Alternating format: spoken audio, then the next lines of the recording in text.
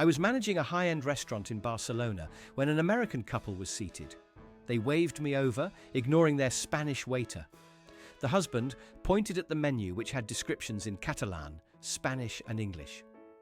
"None of this makes any sense," he declared. "I just want a steak, a big American-style T-bone." "Can you do that?" I explained that we served local cuts, like a solomillo. He looked at me annoyed and said, "Look, I'm not going to try and say that word. Just tell the chef to make me a T-bone. T-bone. He must know what that is. It's the king of steaks." He seemed to believe that the name of a specific American cut of beef was a universal constant that our chef was simply choosing to ignore out of spite. My university in Japan offered a language exchange program. An American student, Chad, was paired with a Japanese student named Ryosuke. In their first meeting, Ryosuke was trying his best to practice English. Chad, however, was getting impatient. He finally said, "Dude, your English is okay, but let's be real, my Japanese is non-existent. So how about this? You just speak English to me, and I'll speak English back, but really slowly. That way, we're both learning." Ryosuke looked completely bewildered, asking, "But how will you learn Japanese?"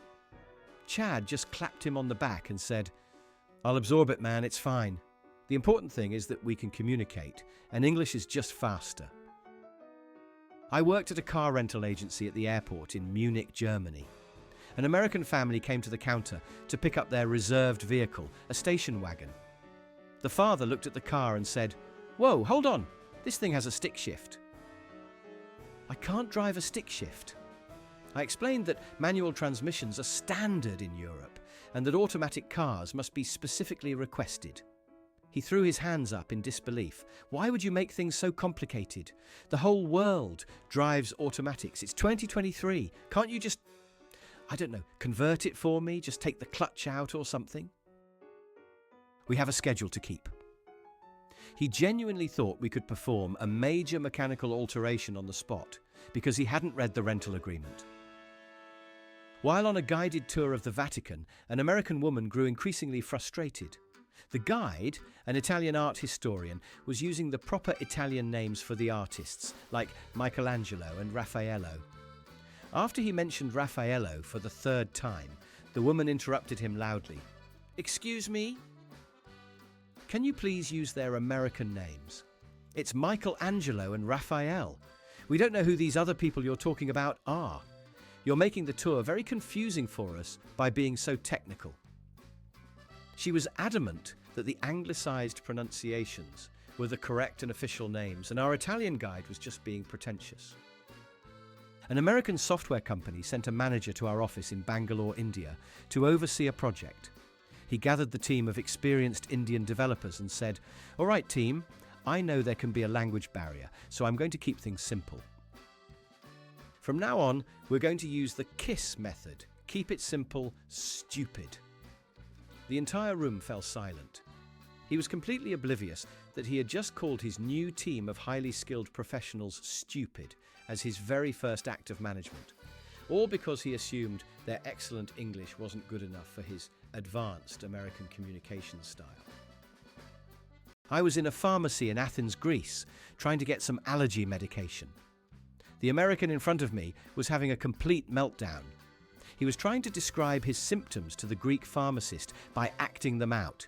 He was fake sneezing dramatically and rubbing his eyes while shouting, "Pollen, the yellow dust! It attacks me!" The pharmacist, who spoke some English, was trying to ask him what medication he usually takes. The American just got louder. "I don't know the Greek word. Just give me the pink pills, the ones from the TV commercials." He seemed to think that American television ads were broadcast globally and were a valid form of medical prescription. My American friend came to visit me for Christmas in Vienna, Austria. We went to a traditional Christmas market, and he was confused by a sign that said Glühwein. He asked me what it was. I explained, "It's a hot mulled wine with spices." He looked disgusted. "You drink hot wine? Why would anyone do that?" He then walked up to the vendor and said in a very loud voice, "Do you have normal wine? You know, cold, from a bottle. The vendor just pointed back at the sign. My friend sighed and said, "This is ridiculous. They don't even know how to serve wine properly. It's like they've never been to a real restaurant." I was on a train from Amsterdam to Brussels. The announcements were made first in Dutch, then French, then English. Every time the Dutch and French announcements came on, the American man sitting across from me would groan and say to his wife, "Here we go again with the Moon Man talk." Why can't they just make the English announcement first? It's the only one that actually matters to people. He was personally offended by the existence of the official languages of the countries he was travelling through, viewing them as an unnecessary delay to his own comprehension. An American executive was visiting our headquarters in Stockholm for a major presentation. He was introduced to the head of our Swedish division, a woman named Åsa. He looked at her name tag, paused, and said, "Yikes, I'm not even going to try that. I'm just going to call you Ace." Like a winner. See? It's positive. He beamed, incredibly proud of his clever solution. He called her Ace for the entire week, completely ignoring the fact that he had unilaterally renamed a senior executive in her own country, because he couldn't be bothered to learn the pronunciation of a two-syllable name. I was working at a tourist information centre in Queenstown, New Zealand. An American tourist came in and asked about the local wildlife. I started telling him about the kiwi bird and the key parrot. He interrupted me and said, No, I mean the cool stuff. Where do you keep the kangaroos and koalas?" I politely explained that those animals are native to Australia, not New Zealand. He looked at me with genuine disbelief and said, "Are you serious? That's the dumbest thing I've ever heard. You're telling me I flew all the way to this part of the world, and you guys don't even have the main animals. It's like going to Africa and them not having lions." I was working at a pub in Galway, Ireland, when an American tourist ordered a pint. He then asked the old man sitting next to him, a local farmer, where he was from. The farmer replied in his thick West Island accent. The American listened intently, nodded, and then said, "That's a really good accent. It almost sounds real. How long have you been practicing it for the tourists?" The farmer, who had lived in the same village for 70 years, just took a slow sip of his Guinness and stared at him in complete silence. An American company acquired our small tech firm in Denmark. The new CEO flew in for a meeting. He looked at the names of the founders, Freya and Søren, and said, "Okay, folks, we need to be more international. From now on, you're Fred and Sarah. They're good, strong, marketable names." He wasn't joking. He genuinely believed he was improving their personal branding by anglicizing their traditional Danish names. I witnessed an American tourist arguing with a street vendor in Cairo. The vendor was telling him the price in Egyptian pounds.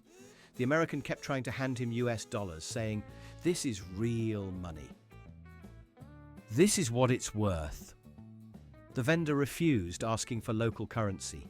The American got angry and said, "Look, every other country I've been to takes the dollar. Why are you being so difficult? It's the world's currency. Just take it." My American roommate in Seoul was trying to learn Korean. He downloaded an app but refused to learn the Hangul alphabet. He said, "It's a waste of time. I'll just learn the Romanized versions." The result was him walking into restaurants and confidently asking for Jim Bap, but pronouncing it Jim Bob. He couldn't understand why people were so confused by his perfectly clear pronunciation. An American family on my tour of the Palace of Versailles was complaining about the historical signs. The mother said, "Why is the French part written so big and the English part is in tiny letters underneath?" It feels very passive-aggressive. Her husband added, "Exactly, most of the people here are tourists. They should cater to the customer, and the customer speaks English." We were standing in the most iconic landmark in France. I was in a taxi in Lisbon, and the driver had the radio on, playing a beautiful fado song. The American tourist in the car with me asked the driver, "Can you please change the station? I can't understand the words to this song." The The driver didn't understand, so the tourist repeated louder, "Change music, I want English song." He seemed to think the radio was a personal Spotify playlist that should be tailored to his linguistic preference. At my office in Helsinki, Finland, we have a tradition of a quiet coffee break. An American consultant who was visiting found this very strange. He said, "You guys are so quiet, it's weird. In America, we call this networking. You should be talking, making deals." He then proceeded to walk around the quiet room, loudly asking people about their weekend plans, completely shattering the cherished moment of peace. An American tourist in a Japanese onsen, hot spring, was told he had to bathe completely naked, as is the custom. He refused, saying, "I'm not doing that. I'm an American and we believe in modesty." He then tried to enter the communal bath, wearing his boxer shorts, ignoring the attendant who was trying to explain the hygiene rules. He thought his nationality gave him a pass on a centuries-old cultural and sanitary practice. I overheard an American student in a cafe in Rome telling his friend, "The language here is so inefficient, like they have masculine and feminine words for tables and chairs. Who has time for that? In English, a thing is just a thing. We perfected it." He was critiquing a 1,000-year-old Romance language as if it were a buggy software update that needed to be streamlined. My company in Mumbai had a video conference with our American headquarters. The connection was a bit fuzzy. The American manager said, "I can't understand a word you guys are saying." It must be the bad connection. Then, an Indian colleague with a British accent spoke, and the manager said, "Oh, I can hear you perfectly. See? It's their accents, not the connection." He openly blamed his colleagues' native accents for the technical issue. An American tourist in a Scottish Highlands gift shop picked up a lamb's wool scarf. He asked the shopkeeper, "Is this real wool?" The old woman replied, "Aye, of course it is." The tourist then asked, "So do you have to translate the sheep's baa into English to know what they want?" He was completely serious, thinking the animals in Scotland also communicated in a different language. I was on a flight from Bangkok, and the flight attendant made an announcement in Thai, followed by English. An American passenger pressed the call button. When the attendant arrived, he said, "Could you do me a favour and just make the announcements in English from now on? I don't need to hear all the other stuff, and it's taking up valuable time. I could be sleeping." An American exchange student in my class in Brazil was named James. A local student called him Jaime, pronounced Jaime, the Portuguese equivalent. James got offended and said, "My name is James. James. It's an English name. Please don't try to speak it in Spanish." He had managed to be wrong about the language, the pronunciation, and the friendly intention of the local student all at once. I saw an American at a bakery in Germany trying to buy 6 bread rolls. He held up 6 fingers and said, "6!" The baker, confused, replied, "Sex?" The American shook his head and repeated very slowly and loudly, "No, S-I-X. I want S-I-X of them." He thought the baker was trying to correct his quantity, not clarifying the number in her own language. My American boss sent an email to our global team with the subject line, "Let's touch base." He received several confused replies from the Japanese and Italian offices. Instead of explaining the idiom, he sent a follow-up email saying, "Team, it's a simple American phrase. If you want to succeed in a global market, you need to learn the global language of business." An American tourist in a quiet Buddhist temple in Cambodia was on a video call talking loudly. A monk approached him and gestured for him to be quiet. The American pointed at his phone and said, "It's my mum, it's important." He seemed to believe his personal conversation superseded the sacred rules of silence observed in a place of worship. I was at a wine tasting in the Bordeaux region of France. The sommelier was describing the notes of the wine in French, with an English translator beside him. An American in the group interrupted and said, "Can we skip the French part? It all sounds the same anyway. Just give us the English version so we know if it's good or not." My cousin from Florida visited me in Montreal during the winter. He saw a sign that said Rue Barré and asked me what it meant. I told him it meant road closed. He scoffed and said, "Why don't they just write that? It would be so much easier for everyone. It's like they're trying to keep it a secret from the tourists." We were in the middle of a French-speaking city. An American at a hotel in Prague was trying to use the elevator. The buttons were labelled G, 1, 2, 3. He wanted to go to the lobby. He kept pressing 1 and getting frustrated. I explained that G stood for ground floor. He replied, "That's the stupidest thing I've ever heard.